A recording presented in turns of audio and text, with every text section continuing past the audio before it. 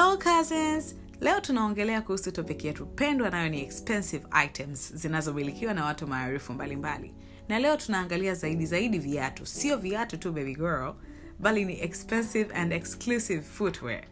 Iwe imevaliwa kwenye event au casually. Tuanze na kumwongelea aliyewahi kuwa Miss Universe World Top 10 mwaka 2017, Flaviana Matata. Flavi ni mmoja kati ya slayer wazuri kutoka Tanzania, japo kwa sasa anaishi nje. Tumeona akiwa amevalia hizi Ferragamo mules zenye Gansini Hills. Tumeangalia kwenye website yao, vipo sold out, lakini vinavyoendana navyo vinauzwa $1,250 sawa na shilingi $3,468,750. Yes, hii inaweza kuwa ada ya chuo fulani hapo katikati ya mji. Alistyle viatu vyake na a black dress, aka-add a colorful scarf kiunoni kuspice up the look.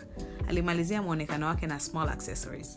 Lakini si yeye tu, tumemwona pia mama Kenaya Nandi akiwa amevalia this Versace chain metallic sandals.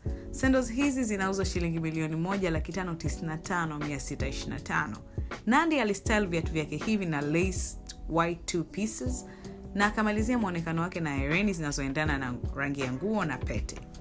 Wa mwisho ambaye ni mfanyabiashara na slayer anayekuja kasi naye si mwingine ni Kiki yake. Yeye tulimwona akiwa amevalia hivi viatu huko Nigeria kwenye JP 2025. Viatu vinatoka kwa Christian Louboutin, vinaitwa Cassier Lace Up.